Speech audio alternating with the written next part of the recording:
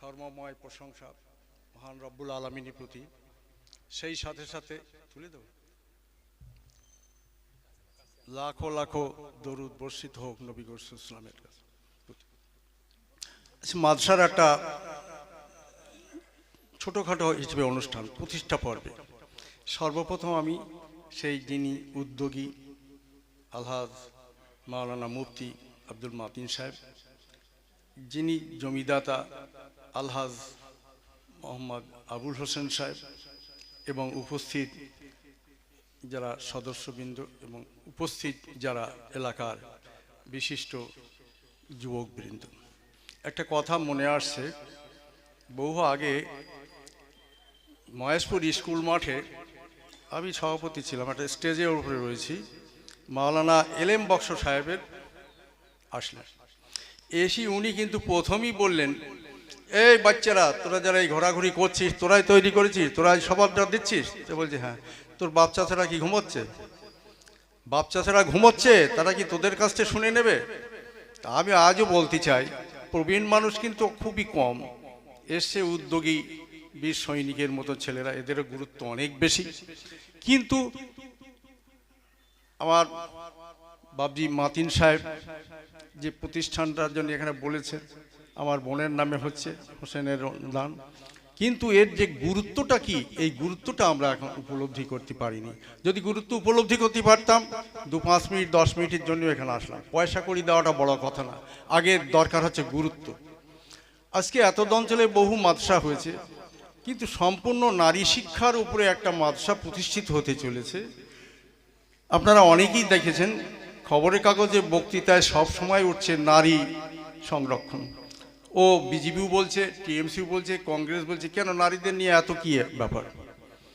নারীদের এগিয়ে দিলে অনেক অনেক কাজ করা যাবে, কিন্তু তাতে কি ভারতবর্ষের রাজনীতি কি স্থিতি অবস্থায় এসছে না অস্থিরতা হচ্ছে? অস্থিরতা চলছে। কেন?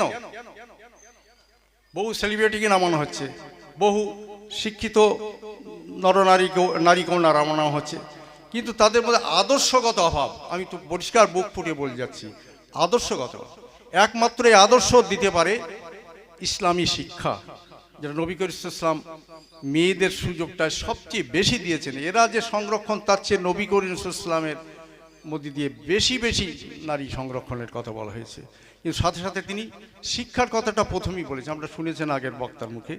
তা একটা নারী যদি সুশিক্ষিত, ধর্মীয় শিক্ষিত, ইসলামিক আদর্শের মানুষ, আদর্শবতী মহিলা হয়, তাহলে একটা পুরুষের চেয়ে সে কিন্তু অনেক গুণ বেশি, অনেক গুণ বেশি। কি, আমি বহু জীবন ধরে শিক্ষকতা করেছি, দেখেছি। আমি বেশি করে মেয়েদের প্রতি বেশি বেশি করে হেদায়েতমূলক কথাবার্তা ক্লাসে বলতাম। আমি আরবি নিতাম অনেক সময়, তখন মৌলী সাহেব ছিল না।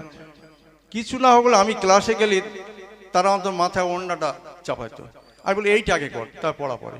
তা যাক, আজকে আমি অল্প কথা একটু বলতে চাচ্ছি।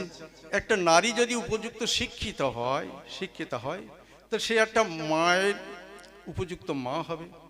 সে যে বাড়িতে পড়বে, সে স্বামীর একটা উপযুক্ত স্ত্রী হবে।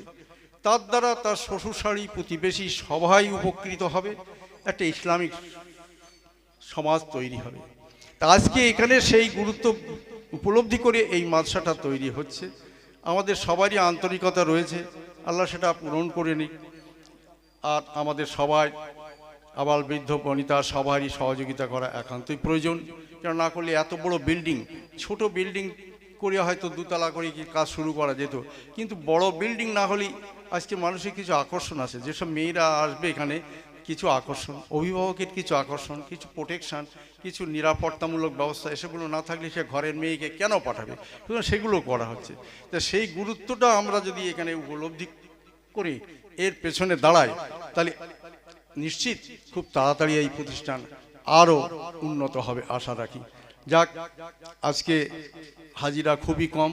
যারা এসেছেন বাড়িতে গিয়ে তাদের বাপ চাচা আত্মীয়দেরকে একটু এর গুরুত্বটা বুঝিয়ে বলবেন, যাতে করে এই প্রতিষ্ঠান মাতিন সাহেবের হাত দিয়ে যেন আরও উন্নত হয়, আরও উন্নতি লাভ করে। আমি একটা প্রবীণ শিক্ষক হিসেবে এই দাবি রাখছি। আর শিক্ষার মধ্যে দিয়ে যে কি আছে সেটা অন্তত ইসলামিক শিক্ষাই বলবে, আমি জেনারেল এডুকেশনের কথা বলছি না। আমরা তো এডুকেশন পড়েছি, বিএডের প্রথম সূত্র হচ্ছে এডুকেশন অলরাউন্ড অ্যাডজাস্টমেন্ট, সবার সঙ্গে মানিয়ে গুছিয়ে চলা হচ্ছে শিক্ষা। খুব সহজ কথা, কিন্তু কোন কোন ক্ষেত্রে সহযোগিতা করব, কোন ক্ষেত্রে আমি বিরোধিতা করব, সেটা আবার দেখতে। তাহলে আজকে গার্জেন, অভিভাবকরা তারা তো মেয়ে দেবেন, সেই সাথে সাথে এলাকার মানুষ আমরাও যদি তার সেবা করতে পারি, পরিষেবা দিতে পারি, তাহলে আমরাও কিন্তু সমভাবে সওয়াবের ভাগী হব। কারণ এই মাদ্রাসা থেকে যদি ভালো পরিষেবা পায়, ভালো নিরাপত্তা পেয়ে, ভালো ভালো মেয়েরা যদি এখান থেকে উন্নত শিক্ষা লাভ করি, যদি পরে সংসারে গায়, উন্নত সন্তান করবে, স্বামীকে ভালো করবে, এলাকা ভালো করবে, শ্বশুর বাড়ি ভালো করবে, সবাইকে ভালো করবে, সেই সাথে সাথে আমরাও কিন্তু সব পাবো। এই দাবি রেখে সবাইকে সাহায্যের হাত বেশি বেশি করে দিতে বলছি। আমি একেবারে দিতে বলছি না, যখনই পারেন কিছু কিছু করে এগিয়ে থাকেন, কিছু কিছু এগিয়ে থাকেন, তাহলে আমার বাবাজির কপাল আরও এগিয়ে উঠবে। আসসালামু আলাইকুম রহমতুল্লাহ।